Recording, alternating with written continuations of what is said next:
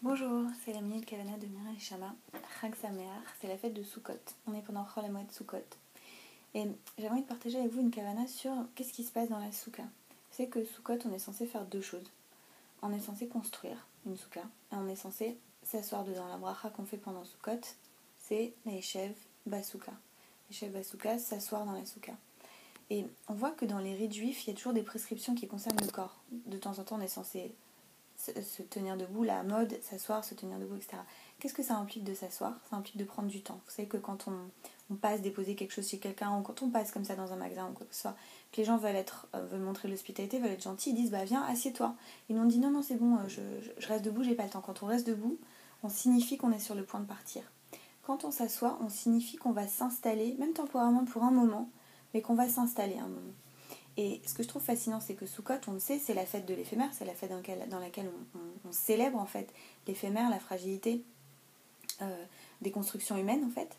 Et c'est pour ça d'ailleurs qu'on construit cette cabane pour aller habiter dedans normalement pendant une semaine.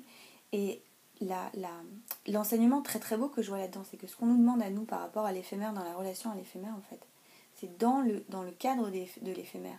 Et au moment même où on célèbre l'éphémère et la fragilité et le temporaire, qui sont vraiment les caractéristiques de la vie humaine, par opposition au divin, dans ce cadre-là, nous, ce qu'on nous demande à nous, c'est de construire et de s'installer.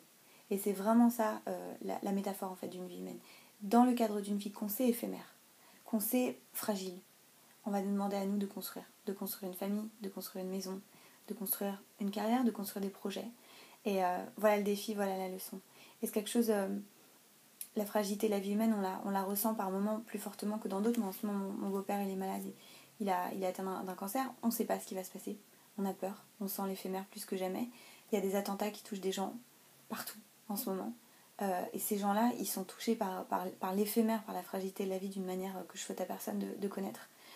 Et donc voilà, nous on est dans cette fête-là, où on est la fête Zman Simchate, nous on est dans une fête dans laquelle on se réjouit. Et dans le cadre de ça, la démarche d'humilité qu'on a de Hanava, et la démarche de sagesse en fait, ça va être ça, c'est dans sachant que les choses sont éphémères, s'installer dedans, vraiment ce courage-là. Et si vous voulez aller plus loin, j'ai écrit un article un petit peu là-dessus, dans le dernier numéro de Tnoa, la revue Tnoa, qui est consacrée à Sukkot ce trimestre. Cette question-là en fait du srach et de l'éphémère, mais il y a des très beaux articles dans ce numéro, notamment de mes amis David Aziza qui a un super article sur Salomon, Shlomo HaMelech, l'oublié des Ushpizin, et Gabriela Bensour qui a un très bel article sur Shmini Atzerat aussi.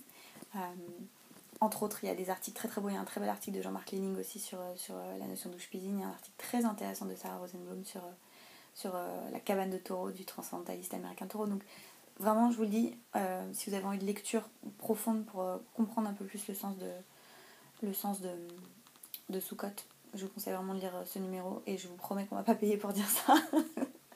Mais c'est une des rares revues de pensée juive aujourd'hui que je trouve qui apporte des choses et qui apporte des voix et des éclairages qui sont profonds et intéressants. Donc voilà, je vous en conseille la lecture.